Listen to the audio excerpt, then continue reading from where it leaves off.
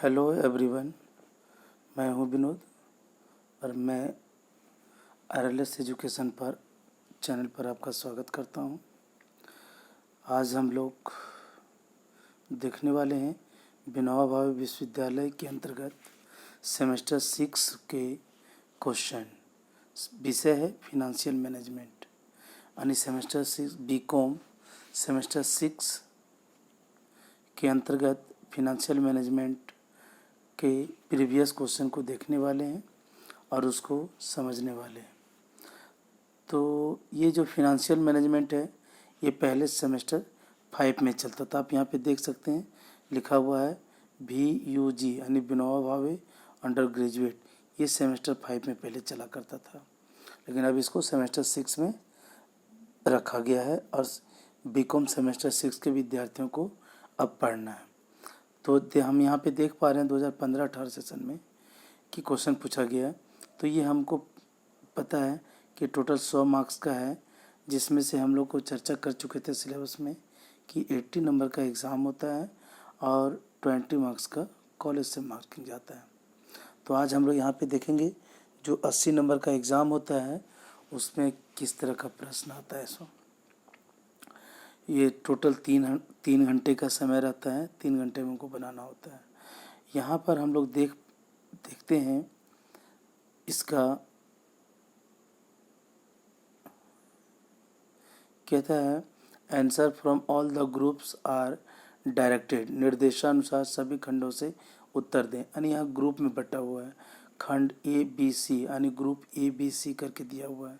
तो जिस तरह से जहाँ पे इंस्ट्रक्शन होगा उसी के अनुसार से क्वेश्चन सॉल्व करना है। यहाँ पे हम लोग देख रहे हैं ग्रुप ए में यहाँ पे क्या है, लॉन्ग टाइप का क्वेश्चन है। देख रहे हैं यहाँ पे दिया हुआ है ग्रुप ए में लॉन्ग क्वेश्चन। तो यहाँ पर लॉन्ग क्वेश्चन में हमको क्या करना है, 20 मार्क्स का 2 क्वेश्चन बनाना है। देख रहे हैं यहाँ पे आंसर एनी 2 क्वेश्चन यानी किन्हीं 2 प्रश्नों के उत्तर दें। तो एक प्रश्न का जो आंसर है वो क्वेश्चन है वो 20 मार्क्स का है और हमको 2 क्वेश्चन सॉल्व करना है। तो यहाँ पर जितना भी क्वेश्चन हमको मिला होगा उसमें से हम लोग को 2 क्वेश्चन सॉल्व करने हैं। यानी यहाँ पे टोटल हमको 6 क्वेश्चन दिया हुआ है। तो 6 क्वेश्चन में यहाँ से 1 to 6 में से कोई भी 2 क्वेश्चन का आंसर करना है। ठीक है दोस्तों, चलिए देखते हैं आगे। पहला क्वेश्चन है आपका, कहता है what do you understand by financial management, what are its scope and objective. यानी वित्तीय प्रबंध से क्या आप क्या समझते हैं, वित्तीय प्रबंध के क्षेत्र और उद्देश्य को लिखना है। ठीक है, दूसरा क्वेश्चन हम लोग चलते हैं। ये क्वेश्चन है मैथमेटिकल। कहता है a project having a life of 5 years will cost ₹4 lakhs। It's a stream of income before depreciation and taxes is expected to be 1 lakhs, 1,20,000, 1,60,000, 1,70,000 and 2 lakhs. During the life of the project, depreciation is charged on a straight line basis and the tax rate applicable to the firm is 40%. Calculate average rate of return. तो ये मेरा जो question है mathematical का, ये budgeting से question है। ठीक है, इस क्वेश्चन को सॉल्व करके हम लोग देखते हैं। सॉल्व करते हैं हम लोग। यहाँ पे क्वेश्चन नंबर 2 में पूछा गया है हमको निकालने के लिए एवरेज रेट ऑफ रिटर्न। तो हम लोग यहाँ पे देख पा रहे हैं average rate of return equal to होता है average annual earning after tax and depreciation बटे एवरेज इन्वेस्टमेंट इंटू 100। तो हमको क्या करना होगा, 2 चीज़ जानना होगा, यानी average annual earning after tax and depreciation and average investment. ठीक है, तो हम लोग चलिए देखते हैं कैसे कैलकुलेट करेंगे। तो ये आगे हम लोग देखते हैं। यहाँ पे हम लोग सॉल्यूशन करते हैं। लिखा हुआ determination of earning after tax. तो हम लोग यहाँ पे देख पा रहे हैं ईयर में लिखा हुआ first, second, third, fourth, 5th year का earning before depreciation and tax दिया हुआ है ये क्वेश्चन में 1 lakhs, 1,20,000, 1,60,000, 1,70,000, 2 lakhs। और डेप्रिसिएशन, तो डेप्रिसिएशन क्या बोला था आपका, डेप्रिसिएशन यहाँ पे बोला गया था यहाँ पर जो डिप्रिसिएशन है तो हम लोग देख पा रहे हैं यहाँ पे टोटल जो दिया हुआ है इसका लागत वो है 4 लाख। और हम लोग इस तरह से भी जान सकते हैं कि डिप्रिसिएशन इक्वल टू होता है cost of assets minus scrap value. अब बटे एस्टिमेटेड यूजफुल लाइफ। ठीक है, तो यहाँ पे डिप्रिसिएशन इक्वल टू कॉस्ट मेरा दिया हुआ है कितना, 4 लाख है ना। और कॉस्ट ये स्क्रैप वैल्यू तो है नहीं और ये पूरे 5 साल चलेगा, तो ये मेरा डिप्रिसिएशन जो आएगा वो ईच ईयर कितना आ जाएगा, 80,000। ठीक है, तो वही ये 80,000 यहाँ पे हम लोग डाले हुए हैं, यही 80,000 जो दिया हुआ है वही चीज़ है। तो ये डिप्रिसिएशन हो गया। तो जब हम लोग डिप्रिसिएशन माइनस करेंगे तो आ जाएगा मेरा अर्निंग बिफोर टैक्स। ठीक है, अर्निंग बिफोर टैक्स आ जाएगा। तो ये आएगा, जब हम लोग लेस करते हैं तो ये आपका 20,000, 40,000, 80, 90 और 1,20,000। फिर हम लोग लेस करेंगे क्या, टैक्स। तो हम लोग क्या करेंगे, टैक्स माइनस करेंगे 40%। तो 20,000 का निकालेंगे 40%, तो ये 8,000 आएगा। 40,000 का निकालेंगे 40% तो 16,000 आएगा। 80,000 का 32,000। यानी जो हम लोग अर्निंग है उस पर 40% निकालते चलेंगे। ये मेरा आ गया अर्निंग आफ्टर टैक्स, यानी टैक्स देने के बाद मेरा अर्निंग जो आय है वो इस प्रकार है। ठीक है, अब हम लोग को 2 चीज़ निकालना था, तो यहाँ पे हम लोग निकालते हैं average annual earning after tax. तो यहाँ पे इसका फॉर्मूला बैठा दिए, यहाँ पे आता है तो आपका ये आता है 42,000। ठीक है, और दूसरा हम लोग को निकालना था एवरेज इन्वेस्टमेंट। तो एवरेज इन्वेस्टमेंट का फॉर्मूला बैठा दिए। तो एवरेज इन्वेस्टमेंट का फॉर्मूला बैठाने के बाद हम लोग यहाँ देख पा रहे हैं ये ओरिजिनल इन्वेस्टमेंट प्लस है सॉल्वेज वैल्यू। ये सॉल्व करने के बाद मेरा आ गया 20,000। अब हम लोग को क्या करना था, हम लोग को निकालना था एवरेज रेट ऑफ रिटर्न। तो एवरेज रेट ऑफ रिटर्न का फॉर्मूला बैठा दिए। यहाँ पे जो हम लोग को निकालना था ये 42,000 by 2 lakh into 100 equal to हो गया आपका 21%। ये था आपका क्वेश्चन नंबर 2 का ये मैथमेटिकल का सॉल्यूशन था जो बजटिंग से क्वेश्चन था। चलिए नेक्स्ट हम लोग क्वेश्चन नंबर 2 का सॉल्यूशन देख लिए। अब हम लोग चलते हैं क्वेश्चन नंबर 3। तो कहता है what is dividend policy, explain various types of dividend policy. यानी लाभांश नीति क्या है, लाभांश नीति के विभिन्न प्रकारों की व्याख्या करें। क्वेश्चन नंबर 4 है what is meaning of working capital, explain the factor affecting the working capital requirement of ये बिजनेस। यानी कार्यशील पूंजी से आप क्या समझते हैं, एक व्यवसाय की कार्यशील पूंजी की आवश्यकताओं को प्रभावित करने वाले घटकों का वर्णन कीजिए। क्वेश्चन नंबर 5 है what do you mean by valuation of equity shares, what are its different method. यानी साधारण अंश, साधारण मतलब समता अंश का मूल्यांकन से क्या समझते हैं, इसके विभिन्न प्रकारों का वर्णन करें। क्वेश्चन नंबर 6 है what is capital budgeting and what are its role in investment decision making. यानी पूंजी बजटिंग क्या है तथा विनियोग निर्णयों में इसका क्या भूमिका है। यानी क्वेश्चन नंबर 1 से 6 के बीच में हमको कोई 2 क्वेश्चन को सॉल्व करना था। ठीक है, अब चलते हैं आगे बढ़ते हैं, हम लोग चलते हैं ग्रुप बी। तो ग्रुप बी में देख रहे हैं यहाँ पे टोटल 4 क्वेश्चन है, चारों क्वेश्चन हमको सॉल्व करना है।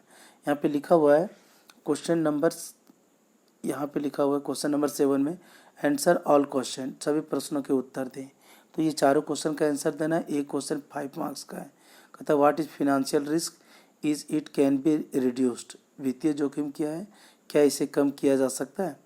बी में है what is the meaning of terminal cash flows, अंतिम नगद प्रवाह का क्या अर्थ है। सी में है आपका व्हाट इज डिविडेंड, लाभांश क्या है। और है difference between money value of time and time value of money, यानी समय का पूंजी मूल्य तथा पूंजी के समय मूल्य में अंतर स्पष्ट करें। तो ये ग्रुप बी से हमको चारों क्वेश्चन सॉल्व करना था। अब लास्ट ग्रुप सी बचा हुआ है जो आपका ऑब्जेक्टिव क्वेश्चन है। ठीक है, ऑब्जेक्टिव क्वेश्चन में ट्रू और फॉल्स है, जो 10 क्वेश्चन दिया हुआ है और ये क्वेश्चन 2 मार्क्स का है। यहाँ पे आपका क्वेश्चन नंबर 8 का पहला देखते हैं। लिखता है managing A firm finance is both art and science. ठीक है, यानी किसी कंपनी के वित्त का प्रबंध कला भी है और विज्ञान भी। तो ये आपका गलत है। ठीक है, ये क्वेश्चन आपका गलत है। आगे चलते हैं हम लोग। कहता है बी में financial management means financial decision making, यानी फिनेंशियल जो वित्तीय प्रबंध का आशय वित्तीय निर्णय से है। तो ये आपका सही है। आगे क्या है, present value technique and discounting technique are same, यानी वर्तमान मूल्य विधि तथा कटौती विधि समान है। तो ये भी आपका सही है। कहता है meaning of risk is expectation of loss, जोखिम का अर्थ है हानि की संभावना। तो ये भी आपका सही है। ठीक है, नेक्स्ट क्वेश्चन चलते हैं हम लोग। इफ एनपीवी ऑफ ये project is 0 it's profitability index will be 1।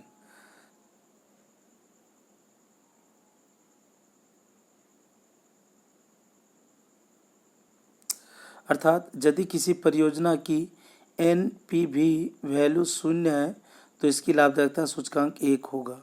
तो ये भी आपका सही है। ठीक है, नेक्स्ट कहता है dividend is A part of retired earning, लाभांश प्रतिधारित अर्जनों का भाग है। तो ये आपका गलत है। नेक्स्ट है क्या, net working capital equal to current assets minus current liability, यानी शुद्ध कार्यशील पूंजी बराबर चालू संपत्ति माइनस चालू दायित्व। ये सही है आपका।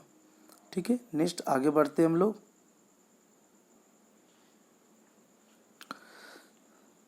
नेक्स्ट क्वेश्चन है operating cycle method is used for computing working capital. तो ये भी सही है। संचालन चक्र विधि कार्यशील पूंजी गणना की विधि, ये भी सही है।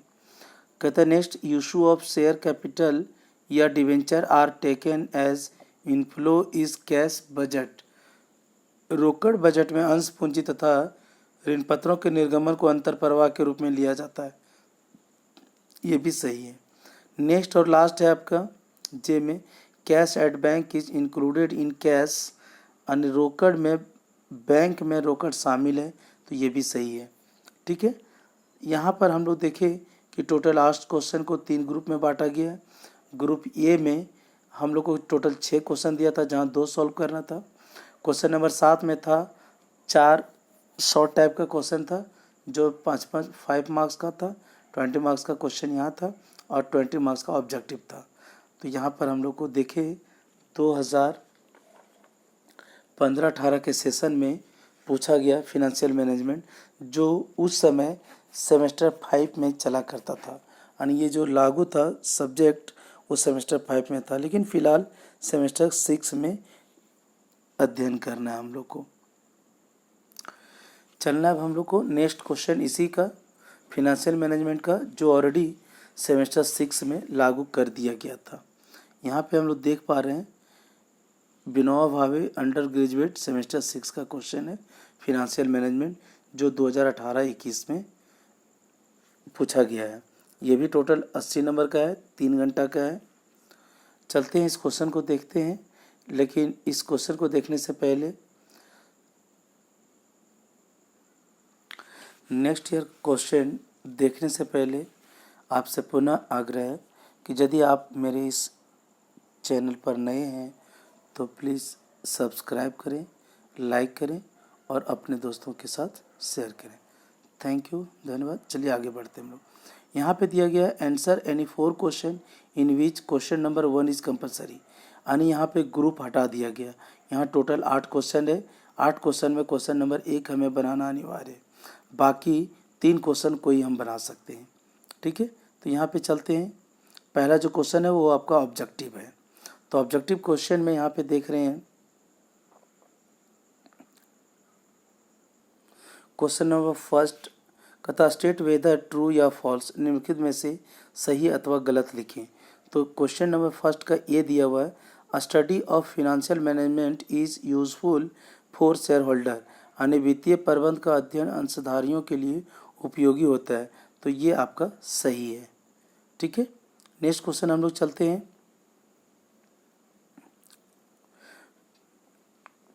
बी में कहता है guaranteed debenture is kind of preference share, guarantee युक्त ऋण पत्र अंशों का एक प्रकार है। नहीं, ये गलत है, अंश का ये प्रकार नहीं है। कहता है next, implicit cost is the opportunity cost of fund, पूंजी की अस्पष्ट लागत विकल्प त्याग लागत है। तो ये आपका सही है। चलते हैं आगे बढ़ते हैं। नेक्स्ट क्वेश्चन में हम लोग देखते हैं, दिया हुआ है cost of capital is minimum required rate of earning, पूंजी की लागत आयत की न्यूनतम आवश्यक दर है। तो ये आपका सही है। नेक्स्ट क्वेश्चन देखते हैं, if NPV of A project is 0 it's profitability index will be 1, यदि किसी परियोजना की एनपीवी 0 है तो उसकी लाभदायकता सूचकांक 1 होगा। तो ये भी सही है, क्योंकि ये पिछले साल का जो क्वेश्चन पूछा गया था उसमें भी यह क्वेश्चन पूछा गया था। ठीक है, तो ये क्वेश्चन आपका सही है। चलते हैं आगे हम लोग।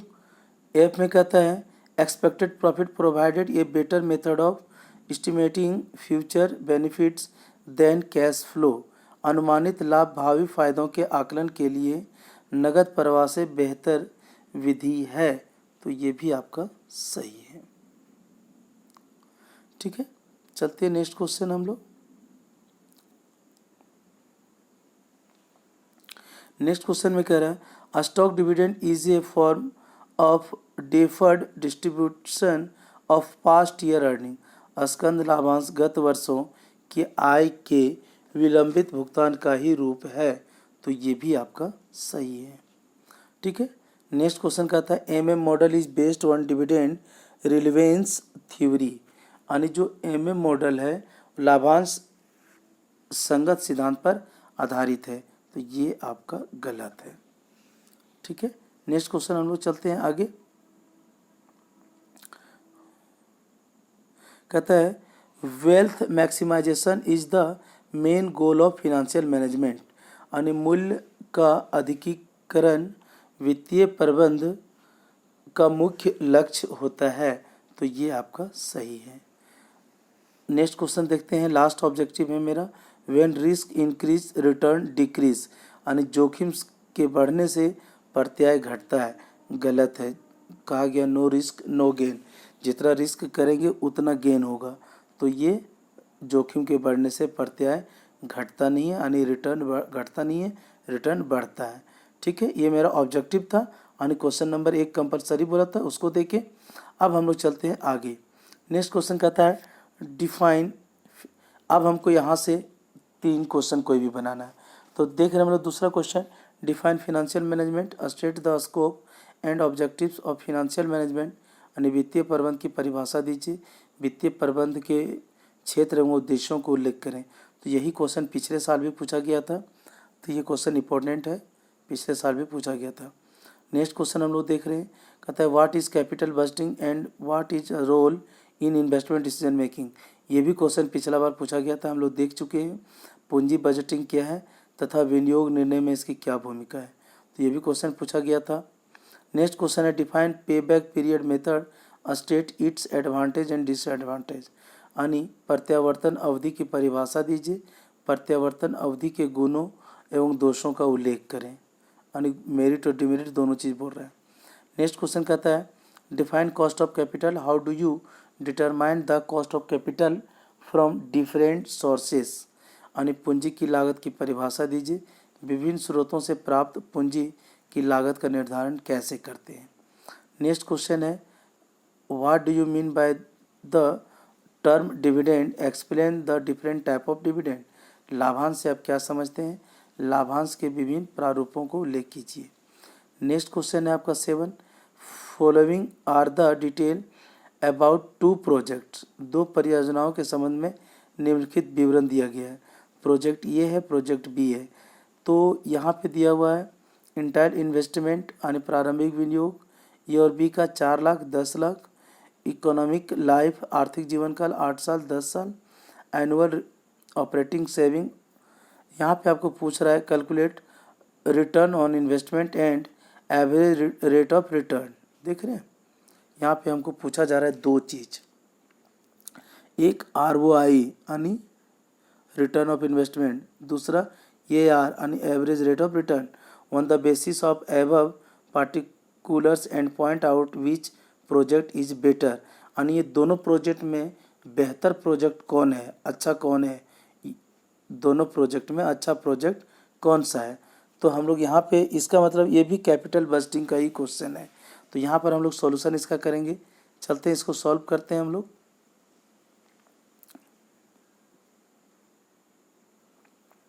सबसे पहले रिटर्न ऑन इन्वेस्टमेंट का हम लोग कैलकुलेट करते हैं। तो रिटर्न ऑन इन्वेस्टमेंट का फॉर्मूला ये होता है OS माइनस NI इंटू 100।